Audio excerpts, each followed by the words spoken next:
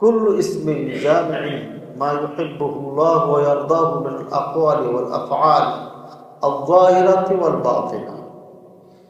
অপনে হোক আর গোপনে হোক, যেই কথা যেই কাজকে আল্লাহ পছন্দ করেন, যেই কথা যে কাজের প্রতি আল্লাহ সন্তুষ্ট, এটাকে ইবাদত বলা। কথাটা ভালো করে শুনুন। যেই কথা যেই কাজ কে আল্লাহ পছন্দ করেন, যেই কথা কাজকে আল্লাহ ভালোবাসেন, এটা অপনে হোক আর গোপনে হোক, এটা আল্লাহ ভালোবাসেন নাকি এটাই ইবাদত? এক্সাম কথা, এই যে আমি কথা বলছি, এখানে খুতবা বলছি, খুতবা সুন্নাতে রাসূল, কোরআন সুন্নাত থেকে কথা বলছি, পিতামাতার অধিকার নিয়ে কথা বলছি।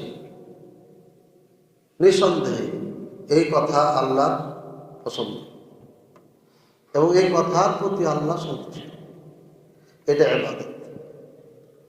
যতক্ষণ আমি খুতবা দিচ্ছি বা দিব, ততক্ষণ আমি ইবাদতের মধ্যে আছি। আপনি বসে আছেন, এটা কাজ, শুনতেছেন কাজ, এই কাজের উপরে আল্লাহ সন্তুষ্ট, কারণ আপনি শুনছেন কি? দ্বীনের কথা, পিতামাতার অধিকারের কথা। সুতরাং এটার প্রতি আল্লাহ রাজি, খুশি, সন্তুষ্ট, ভালোবাসেন, এটা হচ্ছে ইবাদত।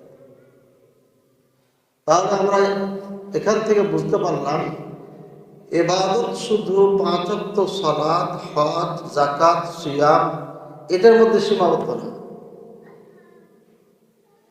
আমরা মনে করি 5 ওয়াক্ত সালাত যিনি পড়েন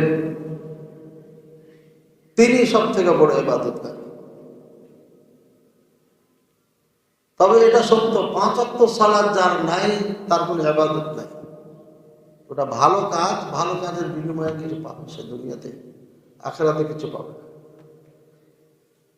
তো নামাজ, সালাত এটা থাকতে হবে। সালাতের পরেই যে কাজগুলো আছে এইগুলো যদি ঠিক থাকে, তাহলে ওই ব্যক্তি ফার্স্ট ক্লাস মুসলিম।